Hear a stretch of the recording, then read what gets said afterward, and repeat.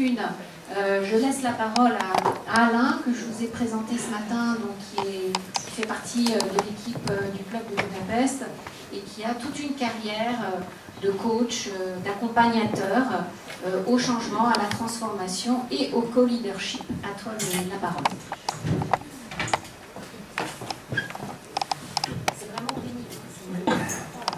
Merci Karine. Bien, effectivement, Michel nous a emmené au niveau complètement macro, et c'était ça important. Et moi, je dirais, mon évolution personnelle m'a amené à travailler surtout initialement avec des entreprises, puis avec des organisations de toutes sortes, et maintenant de plus en plus entre organisations, c'est-à-dire plus au niveau sociétal, y compris dans des partenariats entre secteur public, secteur privé et organisations non gouvernementales. Et effectivement, en regardant l'évolution qui est en train de se passer, il y a des termes comme partenariat, etc., qui existent depuis longtemps. J'ai eu envie d'utiliser ce mot de co-leadership, et en posant la question, dans quelle mesure de nouvelles formes de leadership, et je vais définir leadership dans un sens un petit peu différent que celui qu'on entend d'habitude, qui est le meneur, qui entraîne derrière lui ses troupes, derrière elle ses troupes. Dans quelle mesure peut-il être effectivement un catalyseur de la co-évolution dans laquelle nous pouvons nous-mêmes nous sentir comme avoir cette vocation de co-leader. Alors, je voudrais essayer de répondre, en tout cas lancer 4 questions et puis avoir des débuts de réponses, et j'espère qu'en gardant un petit peu de temps pour l'échange avec vous, compléter cela. D'abord, revenir sur un aspect de la coévolution, un aspect du changement de paradigme. Et je vais le donner dans un instant. Deuxièmement, pourquoi mettre l'accent sur le leadership plutôt que sur chacun d'entre nous? Bien, comme je le disais à l'instant, nous sommes tous potentiellement des leaders, c'est-à-dire des personnes qui prennent des risques d'aller de l'avant. Qu'est-ce que c'est que le co-leadership? Et pour finir, comment peut-il catalyser la coévolution? Alors, je vais revenir sur la matrice qui figure dans le bouquin. Je vais éliminer ça. Je vais revenir sur la matrice que la plupart d'entre vous ont vue ce matin lorsque nous avons commencé. Simplement pour l'utiliser comme cadre à travers lequel je voudrais voir ce changement de paradigme. Vous vous souvenez, il y a la dimension intérieure, tant sur le plan individuel que sur le plan collectif, ça s'appelle l'intériorité, ou l'altérité, la culture, et puis la dimension extérieure, observable, qui est le comportement individuel, les structures systèmes. Et Rihanna Eisler, qui est autrichienne d'origine mais qui vit en Californie depuis longtemps, a sorti plusieurs bouquins très importants. L'un d'entre eux, c'est The Power of Partnership, le pouvoir du partenariat. Et moi, j'ai simplement essayé de traduire ça en utilisant les 4 cadrans pour dire qu'est-ce qui était en train de changer lorsqu'on passe d'un paradigme de la domination à un paradigme du partenariat. Dans le paradigme de la domination, en son fort intérieur, s'il en est encore à se comparer à l'autre, en disant je suis mieux, je suis moins bien, je suis mieux éduqué, j'ai davantage de valeur, etc. La comparaison elle-même, ranking en anglais, est facteur d'un comportement où on se sent en compétition avec les autres. Alors, il n'y a rien de mal à la compétition, mais quand ça devient quelque chose d'obsessionnel, ça conduit à de forts degrés de peur et de soumission. Et en particulier de la part de ceux qui se sentent dominés, qui ne se sentent pas à la hauteur d'eux. Et ça, c'est valable non seulement, bien sûr, entre individus, mais qu'on va le voir dans le rapport entre gens, hommes-femmes, hommes-nature, certaines peuplades vis-à-vis d'autres, certaines civilisations vis-à-vis d'autres. Sur le plan collectif, ça peut se traduire, ça se traduit souvent par des structures sociales relativement autoritaires, beaucoup de niveaux, beaucoup de hiérarchies, parce qu'effectivement, on considère qu'il y a des personnes qui ont la solution, qui ont la réponse, et elles construisent des structures en fonction de ça pour faire passer la réponse en profondeur. Je simplifie, bien sûr. Deuxième, et l'autre sur le plan de la culture, eh bien, on véhicule depuis 6000 ans, depuis que la patrie le patriarcat existe, des mythes et des histoires qui idéalisent la domination et la soumission, en les présentant comme normales. C'est comme ça que ça fonctionne, on est plus efficace, on prend des décisions plus vite, et on peut dire que d'ailleurs les corporations, les entreprises en particulier, les grosses entreprises modernes, en fait sont une extension de ce modèle du patriarcat, en grande mesure. C'est difficile de généraliser. Si l'on passe maintenant au paradigme du partenariat, et là aussi c'est très simplifié,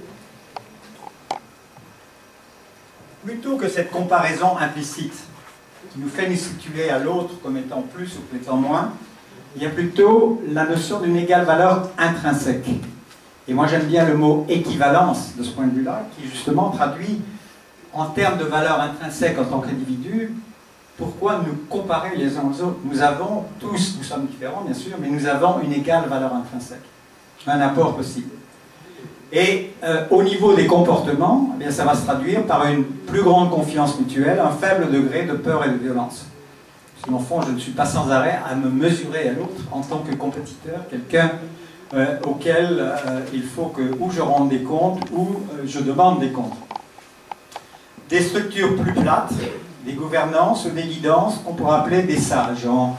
Ryan Eisler utilise la notion de hierarchies of actualization, qui n'est pas très facile à traduire en français, mais on pourrait dire c'est hierarchies de la sagesse, actualization en tant qu'individuel. Et dans le meilleur des cas. Et puis au niveau culture, c'est la naissance de mythes et d'histoires qui honorent le partenariat en le présentant comme normal. Alors, comme je le disais tout à l'heure, ceci a de multiples applications, non seulement entre individus, mais entre sexes, hommes vis-à-vis de la nature, etc. Et c'est ce fond de tableau que je voudrais utiliser pour dire, mais si on définit un peu différemment le mot de leadership, pas dans le sens traditionnel du terme, comme Napoléon, la tête de ses troupes, sabre au clair, etc., mais dire, si on revient à l'étymologie du mot lead en anglais, qui n'existe qu'en anglais, c'est pour ça qu'on l'utilise en français, le mot leadership. On n'a pas trouvé vraiment l'équivalent. Meneur, c'est pas tout à fait ça. Lead ou lead en indo-européen, je ne sais pas comment ça se prononçait à l'époque, voulait dire aller de l'avant, franchir un seuil, voire même mourir. Il ne s'agit pas forcément de mourir physiquement, mais de mourir à quelque chose.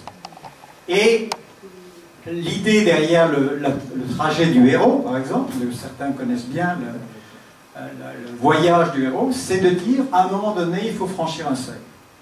Il faut franchir un seuil pour que justement quelque chose de nouveau se manifeste en moi, dans ma vie et autour de moi. Et si vous connaissez Joseph Campbell et puis Diels et d'autres qui ont travaillé sur ce thème, c'est bien cela. Mais ça suppose un lâcher-prise. C'est un lâcher-prise en particulier des habitudes de pensée, de parole, d'action, des choses qui nous ont bien réussi pendant un certain temps dans notre vie et auxquelles, dans une certaine mesure, il faut savoir dire adieu, prendre de la distance. Et ça peut être vécu comme une mort. Parce qu'on perd des points de repère, surtout si on s'est identifié à un rôle particulier, c'est quelque chose qui est difficile à faire. C'est ressenti comme un saut dans le vide. Certains d'entre vous ont peut-être vu le film La Dernière Croisade. Hein, le héros, incarné par Harrison Ford, va à la quête du Graal dans une caverne et à un moment donné, il se trouve devant un précipice. Et il n'y a pas de chemin apparent. C'est une illusion d'optique. Et il faut malgré tout qu'il y aille. Et il trouve le chemin sur son pied. C'était ça. C'est ça le saut. C'est ça le passage du seuil. Et alors, la question que je me suis posée, avec d'autres bien sûr, c'est de dire, et si ça on l'appliquait non seulement aux héros individuels, mais à des ensembles de héros. J'aime bien le mot ensemble, que les Anglais nous ont emprunté d'ailleurs, dans le domaine des arts notamment. Et si faire preuve de co-leadership, c'était justement non pas s'aventurer tout seul, mais avec d'autres dans l'inconnu. Si c'était inviter d'autres leaders à franchir le seuil et sentir ensemble qu'est-ce qui essaie d'émerger, qui n'est pas encore très clair, mais en ajoutant nos sensibilités les unes aux autres, qu'est-ce qui est en train, qu'est-ce que tu vois que je ne vois pas? Qu'est-ce que tu sens que je ne sens pas? Et à ce moment-là, ouvrir un espace. justement, où peuvent s'exprimer à la fois créativité, intelligence ou sagesse collective. Eh bien ça, nous sommes en train de passer, à mon avis, en observant les expériences les plus intéressantes, les plus ouvertes, nous sommes déjà en train de passer dans ce stade de développement du leadership que j'appelle le co-leadership. Ça ne veut pas dire qu'on dit adieu au leadership individuel, héroïque, tout seul, mais peut-être en le réservant à des cas de plus en plus limités, dans lesquels effectivement il y a encore la place pour l'homme ou la femme providentielle qui interviendra dans une situation de crise où personne ne voit d'autres issues, donc on s'en remet à quelqu'un. Mais même ça, à mon avis, ça va changer. Et il y a déjà des formes de co-leadership qui apparaissent. On l'a appelé de différents noms, leadership collaboratif, leadership partagé, distribué, réparti, complémentaire, co-créatif, collectif, communautaire. Beaucoup d'auteurs inventent leurs noms, de nouveaux noms pour décrire en fait quelque chose qui est déjà en train d'émerger, que l'on voit, que l'on vit. Et leadership collégial, leadership en partenariat. Et personnellement, je trouve que le mot évolutionnaire va bien avec ça, parce que justement, c'est une étape suivante dans l'évolution, où justement l'ego ne joue plus tout à fait la même place que dans le leadership individuel, héroïque, seul. Et il y a, heureusement, autour de nous, et pas seulement dans les entreprises, dans les organisations, des exemples de cela. Songez par exemple dans le sport, dans une course de relais. Ce sont les 4 relayeurs qui gagnent la course ensemble et qui doivent faire preuve de co-leadership pour être arrivés premiers. De même, dans une équipe de grimpeurs, de cordée, en montagne, il y a peut-être quelqu'un qui connaît mieux la falaise que les autres, mais en fait, chacun va en fait apporter ses ressources pour que l'escalade puisse se faire. Dans les arts, les ensembles de jazz, l'improvisation théâtrale aussi, dans lesquels chacun en fait donne, infléchit par ce qu'il apporte lui-même d'unique, d'intrinsèque, de singulier, comme disait Michel tout à l'heure, quelque chose qui en fait va donner, on dit souvent, two minds are better than one, 2 cerveaux valent mieux qu'un. Ça, il s'agit de beaucoup plus que des cerveaux. C'est des sensibilités, du cœur, du courage, où en fait ces hommes et ces femmes vont se soutenir les uns les autres dans ce passage de seuil qui est difficile. Et c'est vrai, dans les affaires, moi j'ai travaillé avec beaucoup de partenariats, que ce soit des cabinets d'architectes, d'experts comptables, de conseillers en direction, des choses comme ça, qui en fait s'efforcent de fonctionner comme ça. On en voit des prémices dans certaines poches d'organisations, en particulier des plus grandes organisations, ou même dans des entreprises familiales, ou de plus petite taille, dans lesquelles il n'y a effectivement pas un patron. Même s'il y a quelqu'un a le nom de PDG, mais en fait, on s'aperçoit qu'il y a beaucoup plus qu'une personne en cause. Et un ami consultant, quand j'en parlais l'autre jour, me disait, mais même quand tu regardes l'histoire de France, quelle est la différence entre un roi soleil et un Napoléon?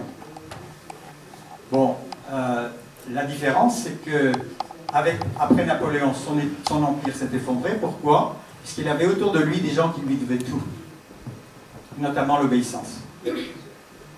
Le roi soleil, qu'avait-il comme homme auprès de lui? Il avait un Louvois, il avait un Colbert, son aile droite et son aile gauche, qui en fait l'aidaient à penser aux réformes nécessaires. Non, je ne veux pas faire la glorification de Louis XIV, mais il avait une autre dimension de ce que c'est que diriger un pays que Napoléon, avec des résultats différents. Louis XVI était un homme relativement seul qui n'a pas su s'entourer. Et bon, il y avait d'autres choses qui se passaient aussi. Alors, qu'est-ce que ça veut dire donc, de faire preuve de co-leadership évolutionnaire? Eh bien, c'est d'abord, c'est faire preuve de co-leadership, c'est franchir avec d'autres un seuil qui s'ouvre sur l'inexploré, l'inconfortable. Et Karine l'a rappelé, j'ai passé beaucoup de temps dans la première partie de ma vie aux États-Unis à diffuser, enrichir les idées de Peter Senge sur l'apprendre ensemble. Et apprendre ensemble et veut dire quand même apprendre soi-même. Et on ne peut pas apprendre sans accepter une zone d'inconfort. Et là, comment acceptons-nous une zone d'inconfort à plusieurs? Dans laquelle le fait que nous soyons plusieurs à faire de la bonne musique ensemble, en fait, nous donne beaucoup plus de force que si on était tout seul face à ces nouvelles réalités déconcertantes. C'est quand même un nouvel espace dans lequel, paradoxalement, on peut exprimer sa singularité et sa créativité, mais sa co-créativité, tout en contribuant à l'émergence de quelque chose où une nouvelle sagesse collective va émerger. Alors je suis peut-être optimiste, je ne ferais pas le métier que je fais si je n'étais pas un optimiste, fondamentalement.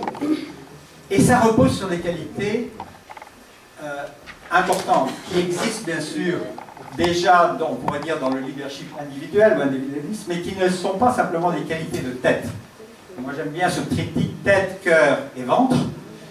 C'est qu'en définitive, la capacité à avoir des rapports avec soi qui sont relativement équilibrés, qui jouent en fait dans le petit livre, qui est en fait une expansion de ce qui figure dans le livre collectif que nous venons de faire, j'essaie de montrer qu'effectivement, si nous ne sommes pas capables d'avoir une danse intérieure, avec des différentes facettes de nous-mêmes, quelquefois contradictoires, nous ne pouvons pas vraiment danser avec les autres non plus.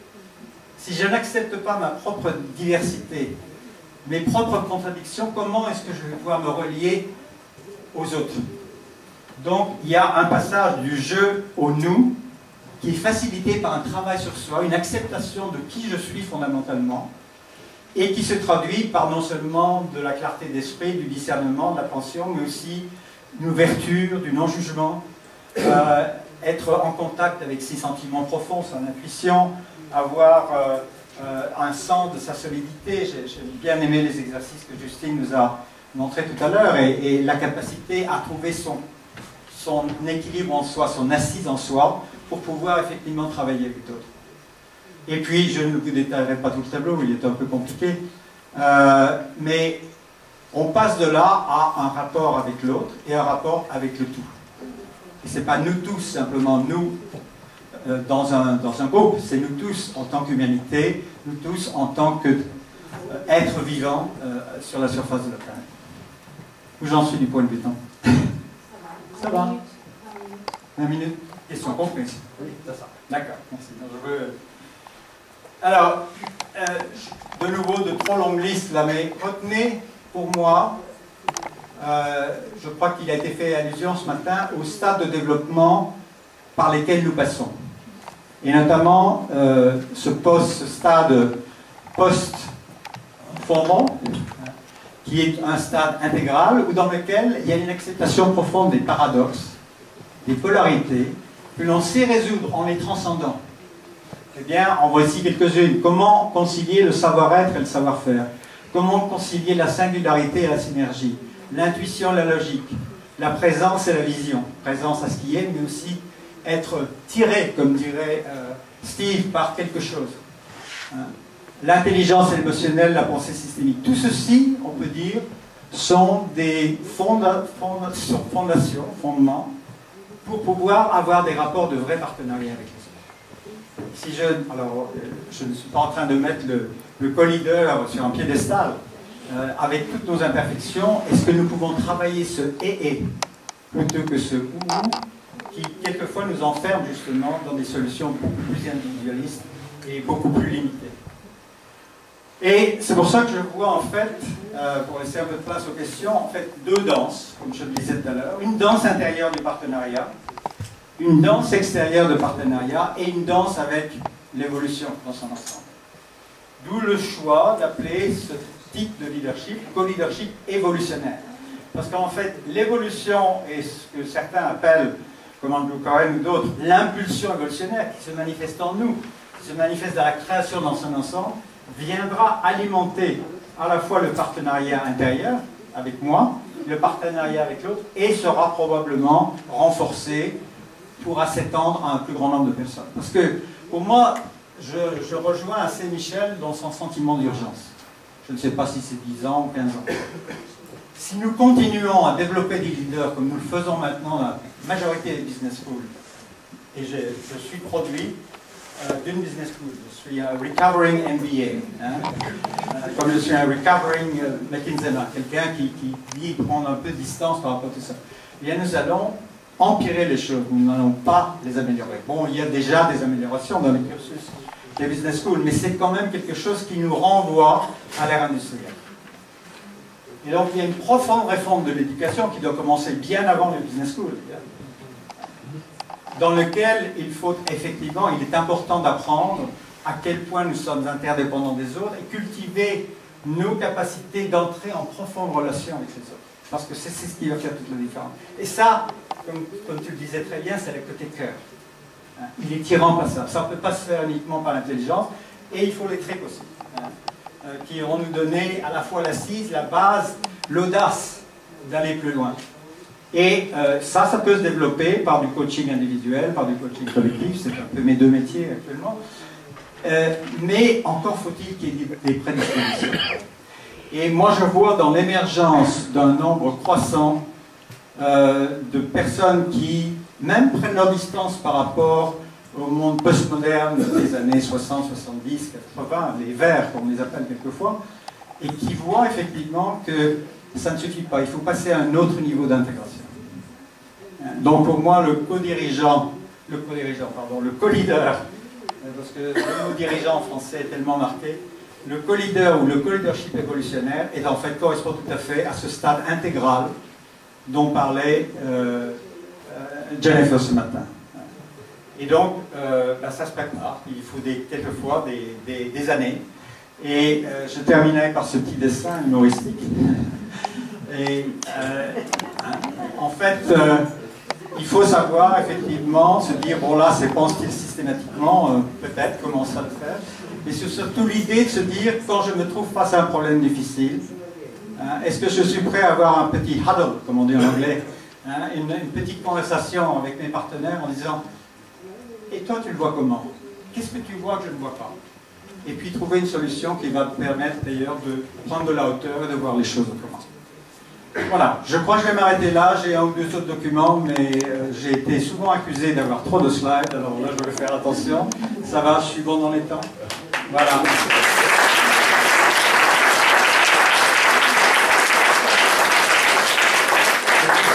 À vos commentaires, vos questions, dans l'intérêt d'avoir un peu plus de nombre de personnes qui s'expriment, gardez vos commentaires ou vos questions assez courtes si possible. Oui, je t'en prie. Moi je vais prendre toutes les questions puis après je te laisse. Une question, donc je suis coach et en même temps prospectiviste et systémicien. Alors il y a une question que je voudrais poser là, par rapport à ce que je viens de présenter, donc leadership. Oui. Est-ce que c'est aujourd'hui compatible avec des institutions telles que l'entreprise dans l'environnement marchand ou bien les collectivités territoriales et au sommet des États-nations qui, elles, fonctionnent sur des principes hiérarchiques, sur des rapports de domination? Alors, qui propose une solution telle que Chine, ne vaudrait-il pas mieux imaginer une nouvelle forme d'organisation ou institution? Oui, c'est d'ailleurs l'objet de ta recherche. Juste un mot là-dessus.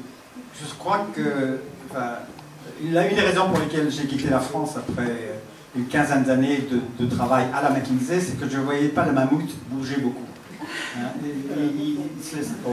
Et il y avait des exceptions, comme toujours. Je suis parti à la recherche des expérimentations, des explorations qui se faisaient, de nouveaux cadres dans lesquels il était possible de faire ça. Je ne suis pas très optimiste sur la capacité de transformer les grandes mégastructures que nous avons, très hiérarchiques, fondées en particulier en France sur un certain élitisme, comme ça.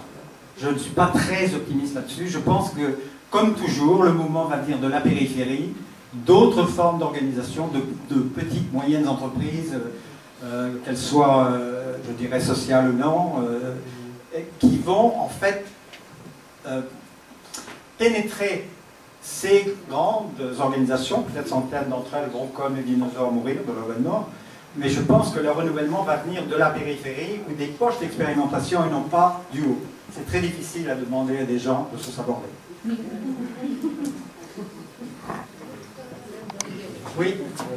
Moi, à propos de l'éducation, vous parlez d'éducation, oui. J'ai un fils qui est au lycée, moi je peux vous dire que malheureusement, ce que vous dites, j'aimerais bien, mais voilà. Oui. C'est pas du tout là, je ne sais pas comment ça va venir, parce que là je vois aucune... si, il y a peut-être quelques réflexions, mais pour l'instant elles ne sont pas agissantes. Et en plus, nos enfants, vu que quand même cette évolution, on la sent partout. Nous, nos enfants sont complètement différents. Ils font partie de ces enfants qui sont éveillés tout de suite, je pense. Mais ils sont en même temps cassés parce qu'ils veulent rentrer dans le système. Pour l'instant, ils essaient d'être accueillis par le système. Et là, il y a vraiment une tension. Et moi, j'ai l'impression, en tant que parent, d'être complètement, en fait, prise au piège. Et je ne sais pas comment faire. Donc après, au quotidien, on fait des choses, on fait plein de choses. On emmène les enfants ailleurs, mais dans la structure dominante, c'est très dur. C'est un peu le même problème que les grandes entreprises bureaucratiques dont vous parliez. La première chose que j'ai faite en arrivant en Californie, c'est de mettre mon fils dans une école Steiner.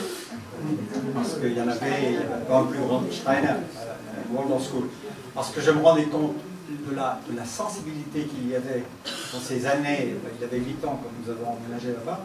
Entre 8 et 15 ans, ça lui a permis de devenir un artiste, qui était vraiment sa nature profonde. Et je ne dis pas que... Alors le problème, c'est que même les charter schools aux États-Unis, les initiatives pédagogiques en France, c'est encore relativement marginal par rapport au mammouth de l'éducation nationale. C'est certain. Et ça, Claudio Norampro, qui a beaucoup écrit là-dessus, dont je suis un peu inspiré dans le livre, il y a un énorme travail de refonte des fondements de l'éducation qui passe bien sûr par une nouvelle éducation des maîtres, des maîtresses, des instituteurs, des professeurs. Là, je crois que malheureusement, il faut parler d'une génération. Et en attendant, que pouvons-nous faire, nous, individuellement, pour éviter de trop assassiner Mozart? Parce que c'est de ça qu'il s'agit. Ça c'est un problème très délicat, très sensible, et je ne peux pas dire plus. J'ai le foi dans mon expérimentation. Je pense que moi, une des choses qui m'a touché dans la Waldorf School, c'est qu'on s'en remettait beaucoup aux parents d'élèves pour prendre des initiatives.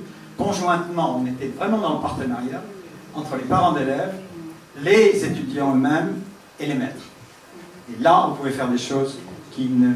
Bon, les conditions ne sont pas toujours réunies dans l'éducation publique, même américaine. Enfin, en Californie, le degré, la qualité de l'éducation publique, malheureusement, s'est détériorée terriblement depuis 20 ou 30 ans, surtout faute de moyens et quelquefois faute d'imagination. Oui. Madame. Oui. J'ai eu mon beau-fils habite en Californie. Oui. Et il m'a téléphoné hier pour raconter qu'ils ont inscrit, comme d'habitude, leurs enfants au collège, à la colonie de vacances. Ils font une colonie de vacances en ski, en surf. Et un des cours de cette année pour le surfing, c'est co-leadership. Et donc à l'intérieur de la colonie de vacances, une fois par semaine, ou je ne sais pas, tous les gens au niveau du collège vont se réunir pour apprendre qu'est-ce que c'est le co-leadership. Co-leadership. Passer en colonie de vacances, après l'école. Faire du surf. Autour du surf. Oui, Yves. Moi, je voudrais faire une observation par rapport à ce que tu expliques, que je trouve extrêmement intéressant. Sur le fond, j'ai un cas pratique que j'ai observé qui s'appelle Auroville, qui, derrière, a une sorte de volonté d'arriver à une sorte de co-leadership comme ça. Alors, si je dis en 15 secondes, Auroville, c'est génial parce qu'il y a une vision, il y a une portée, il y a une aspiration, je rencontre des personnes fantastiques, et c'est un bonheur, et c'est un enrichissement. Et je ne connais pas sur la planète un endroit aussi compliqué, complexe, merdique que celui-là. Parce que, en réalité, en faisant une structure totalement plate, personne ne prend de décision, rien n'avance, rien ne se décide, ça ne fonctionne qu'à toute subvention. Et moi, ça fait des années d'hiver, et ce qui me sidère, c'est qu'il y a une vision qui est très forte et qui est magnifique, mais il y a un travail individuel qui n'est pas fait. Et la question que tu as évoquée tout à l'heure, où il disait il faut que l'ego ne joue pas le même rôle, il est fondamental. C'est-à-dire que ça passe par un travail individuel qui fait qu'il y a quelque chose qui se libère. Ce quelque chose qui libère, il ouvre le cœur.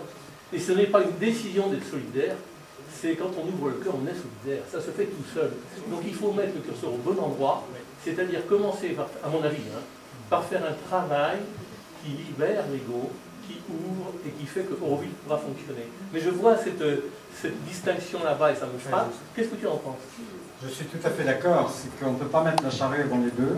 Si effectivement je n'ai pas réconcilié en moi la place de ma nature infinie et de ma nature finie, très imparfaite, qui a besoin de continuer à progresser, en particulier d'essayer de minimiser dans mon comportement quotidien l'effet des traumatismes que j'ai vécu.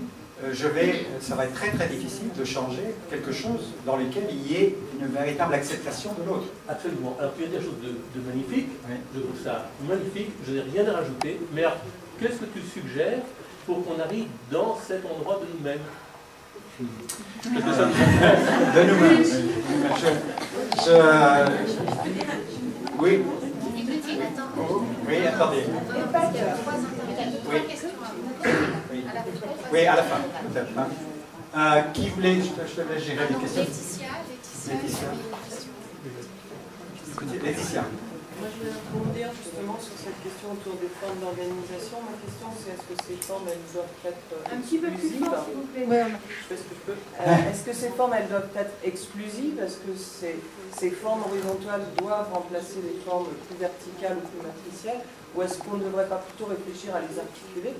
Parce que je pense, par rapport à ce que vous disiez, que il y a des moments, il y a des actions qui nécessitent des structures verticales, Oui. et d'autres qui sont beaucoup plus efficientes avec des structures horizontales.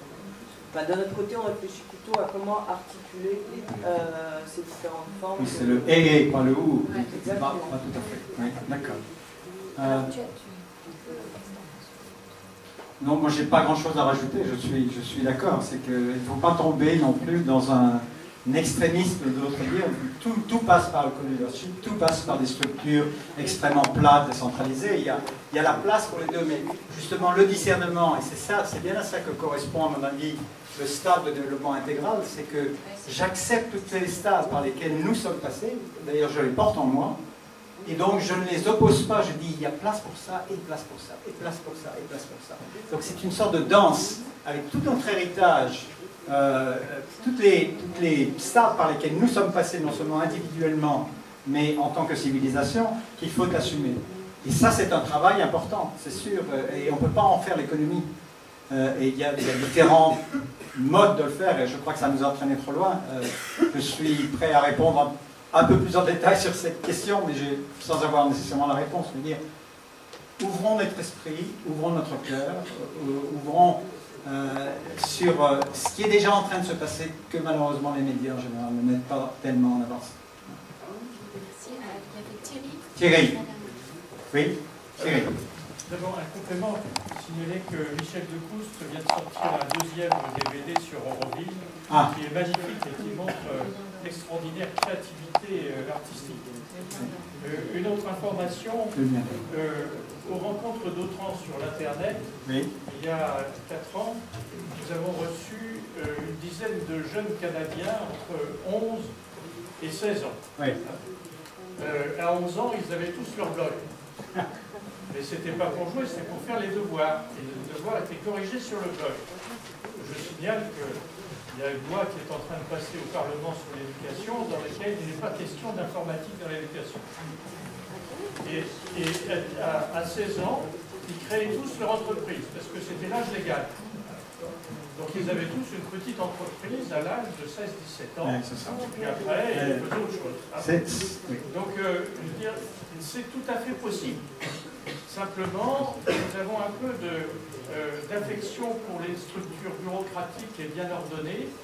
Je suis persuadé, quand je regarde comment fonctionnent les établissements d'enseignement, que s'ils avaient le loisir de faire ce qu'ils ont envie de faire, et non pas d'obéir à la rue de Grenelle, ils feraient des tas de choses tout à fait intéressantes. Et là, il faudrait quand même déverrouiller la cocotte minute. Je crois que c'est la même chose pour les grandes entreprises. Tout le monde sait que le Small Business américain fait l'objet d'un Small Business Act, une loi spéciale pour protéger les petites entreprises contre la concurrence excessive des grandes. Ça fait au moins 25 ans qu'on en parle en Europe, on n'a pas réussi à voter quelque chose. Donc là, il y a quelques éléments comme ceux-là qui sont vraiment de déverrouiller le système et qui ne sont pas encore suffisamment promus pour obliger nos législateurs à faire le minimum de gestes nécessaires. La question, c'est effectivement que pouvons-nous faire chacun individuellement et collectivement pour contribuer à ça. Et c'est d'énormes choses. Oui, une minute, allez-y. On va en parler d'Euroville. Je voulais juste dire qu'il y a une différence entre ce que vous avez expliqué, qui est cette danse entre les paradoxes et les opposés, qui crée un champ d'énergie. De ce champ d'énergie, une nouveauté émerge, et ce qui est parfois la recherche d'un consensus, c'est-à-dire quelque chose qui est à plat, où tout le monde va essayer de se caler sur une idée globale qui serait la même à un moment. Voilà, consensus et coévolution, c'est pas la même chose pour moi.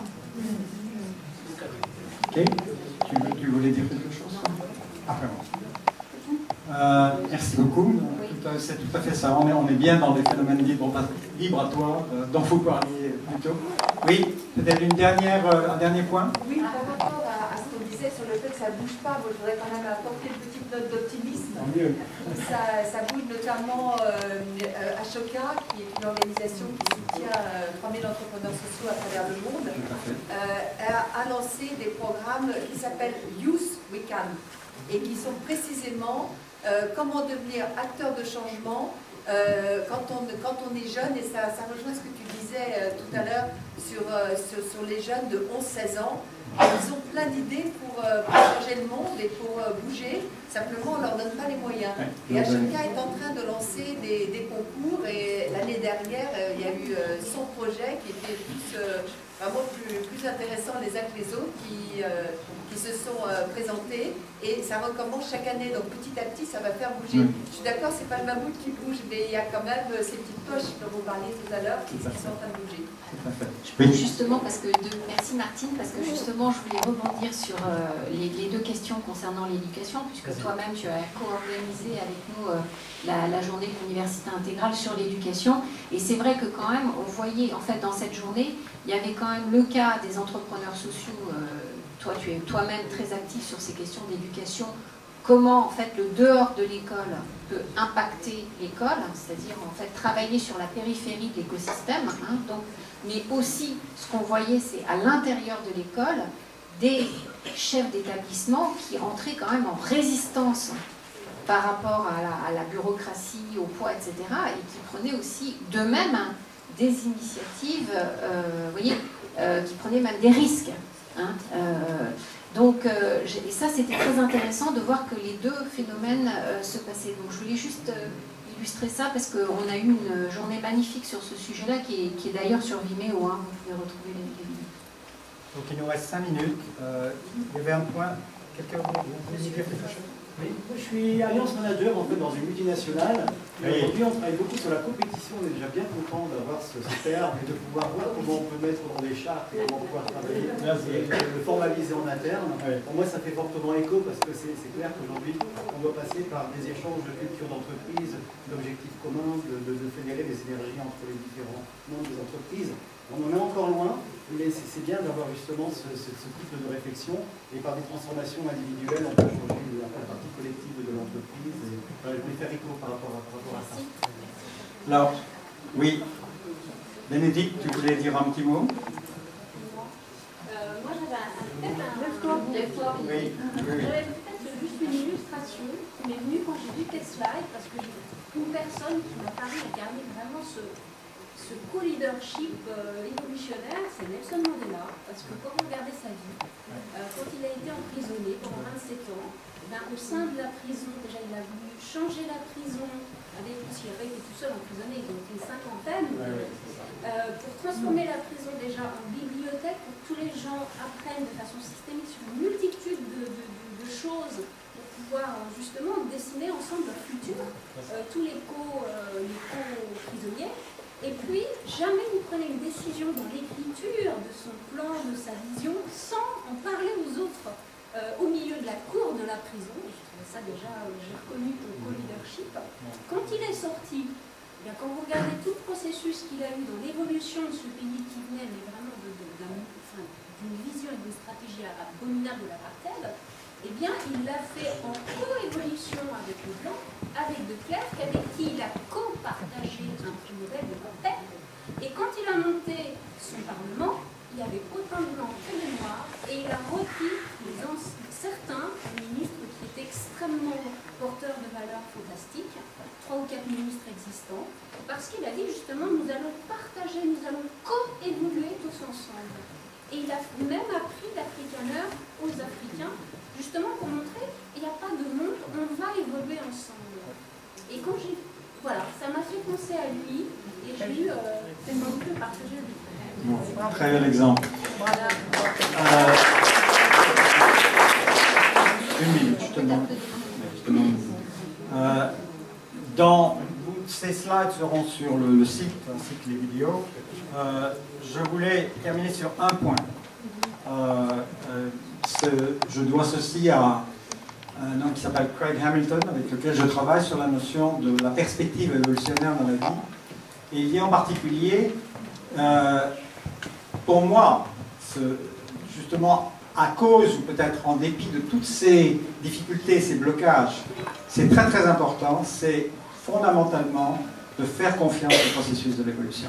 Parce que c'est ce qui nous donne la force d'aller à l'encontre des structures qui nous apparaissent extrêmement verrouillantes.